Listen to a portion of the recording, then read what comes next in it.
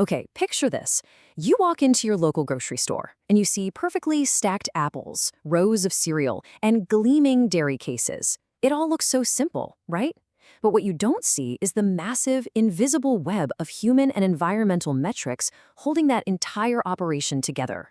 In this explainer, we're going to trace that exact web, straight from the SASB Sustainability Accounting Standards for the food, retailers, and distributors industry. We're getting right into the raw data behind the food we buy. So, think about it for a second. What on earth connects the retail worker stocking those shelves at 6 a.m. to a farmer growing sustainable coffee halfway across the world? It is so easy to view them as completely separate realities, but in the eyes of corporate sustainability and financial accounting, they're intimately linked. Today we're exploring how grocery chains are actually managing millions of these interconnected interactions and how, if they're not careful, those interactions pose real, measurable risks to their bottom line. We can think of this as a series of ripples. Ripple 1, the internal workforce. Let's start right on the store floor with the people making it all happen. Now, there is this fascinating and honestly highly sensitive tension in food retail. On one hand, to keep your grocery bill competitive, companies rely pretty heavily on low average wages. But on the flip side, this industry has historically high unionization rates. So, when worker dissatisfaction with pay and benefits meets a highly organized workforce, well, the risk of serious business disruption absolutely skyrockets. So, how do we actually measure this? Well, the SASB standard literally spells it out. Investors want the hard data. They want to know the average hourly wage and the exact percentage of employees earning minimum wage. They're also tracking the percentage of the workforce covered under collective bargaining agreements. They aren't just looking at standard financials here. They are quantifying the livelihood of the workforce to figure out potential operational risks. Because the crucial point is what happens when that relationship between employer and employee breaks down. It's not just a bad PR day, it's a logistical nightmare. SASB specifically tracks work stoppages, like strikes or lockouts, that are severe enough to involve 1,000 or more workers for at least a full shift. I mean, think about that scale. When 1,000 workers walk out, supply chains freeze, perishables literally rot, and revenues drop like a rock. To actually put a hard number on that kind of chaos, SASB uses a metric called days idle. It's pretty straightforward. You multiply the number of striking workers by the number of days they're out. It's this stark mathematical way of translating worker dissatisfaction directly into measurable business disruption.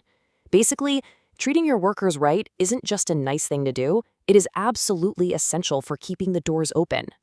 But hey, strikes aren't the whole story, not even close.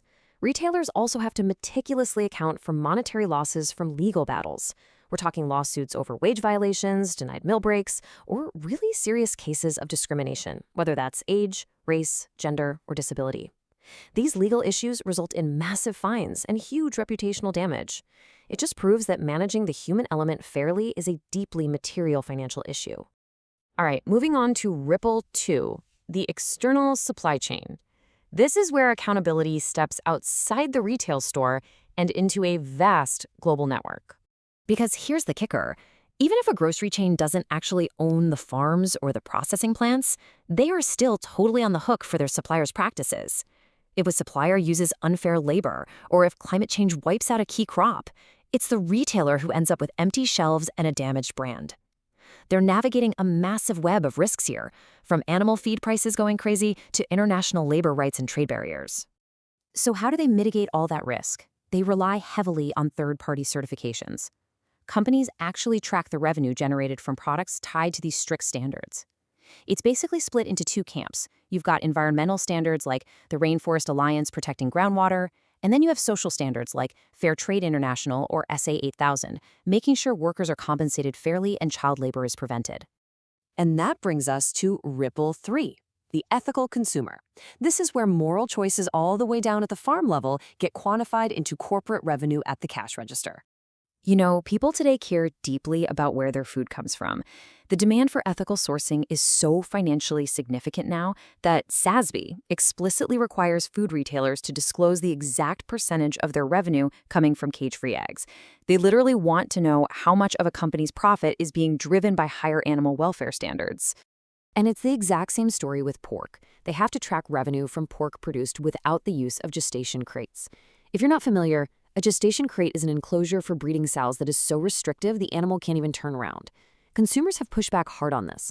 So, by tracking their revenue from crate-free pork, retailers are directly translating animal welfare into a positive, measurable financial metric. Actually, it's way broader than just eggs and pork. Retailers are expected to lay out their overarching animal welfare standards across the entire supply chain. They have to evaluate the whole operation: basic animal handling, transport conditions, slaughter procedures, and definitely the reduction of medically important antibiotics. Poor animal welfare is a huge reputational risk, and retailers have to prove to investors that they're actively managing it. Finally, this whole sustainability effort doesn't stop at the food itself. It extends right down to the packaging. Retailers track design innovations to reduce environmental impact across the board. That means optimizing the weight of the primary packaging touching the food, the secondary boxes holding the products, and even the bulk tertiary packaging used on those massive shipping pallets. Every ounce of plastic reduced is a win for the environment and a cost savings in transport.